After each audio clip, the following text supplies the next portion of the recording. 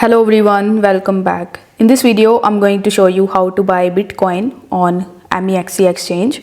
For that, first of all, you need to launch your Mexc app and then log in into your account.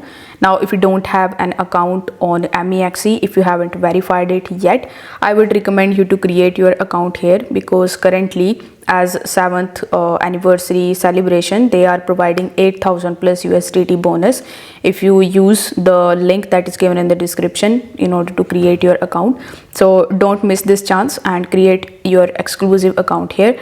Now, once you are on the home page of your Mexc account, it should look something like this. Now, in order to buy BTC, you need to tap on the trade option in the bottom, and then you need to use this drop down menu in the top and search for BTC/USDT.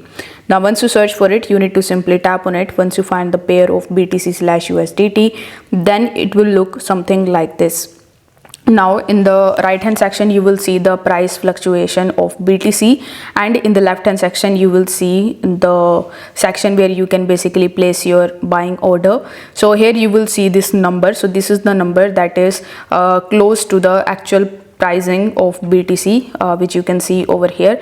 So this is the limit order. If you want to buy BTC, let's say on $90,000, you can type it over here and then you can enter the quantity of BTC that you want to buy, and then you can place your buying order. So this will be the limit order. But if you want to buy BTC at the market price, so you need to first of all select it as market price, and then you can enter the amount of USDT that you want to spend in order to purchase BTC, and your market order will be placed. You will be able to instantly purchase BTC in your account. So in order to buy and sell, you need to make sure that you have USDT in your account. And if you don't know how to buy USDT directly with the help of your credit or debit card, you can just check out that video. I will put the link of that in the description as well. If this video helped you out, make sure that you like this video and subscribe to the channel. Thanks for watching.